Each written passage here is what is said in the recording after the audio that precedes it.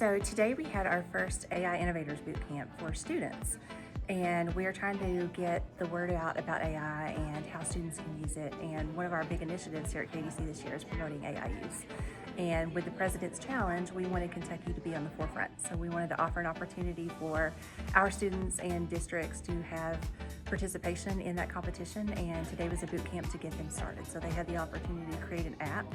Most chose a chatbot to solve a problem in their communities or in their schools. So they left here with an idea and getting started on building that, and they'll have to submit everything for the national competition by January 20th. So in our area, there's a lot of poverty and a lot of people can't afford the things they need.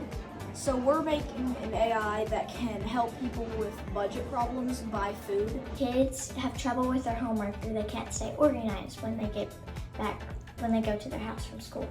And we're creating an app that can help with that. It's got a calendar, the lunch menu, a homework helper, a tutor, and it can help you for extra credit. Yeah, if our students win at the state level and they go to the national level, they will be invited to Washington, D.C. in the summer, an all-expense paid trip where they can win up to $10,000 per student on the team, and they're allowed to have 4 students. So the potential of that national recognition, a trip to Washington, D.C., and possibly $40,000 for their students in schools.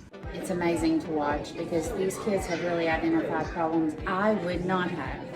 You know, they're like, we're struggling when we get home to remember what happened throughout the day. So that's why they designed their app, Blaze's Backpack, to go with them to help them whenever they were struggling and their parents. AI can be scary, but if you put the right guardrails in place and you support your students, they can be involved as well.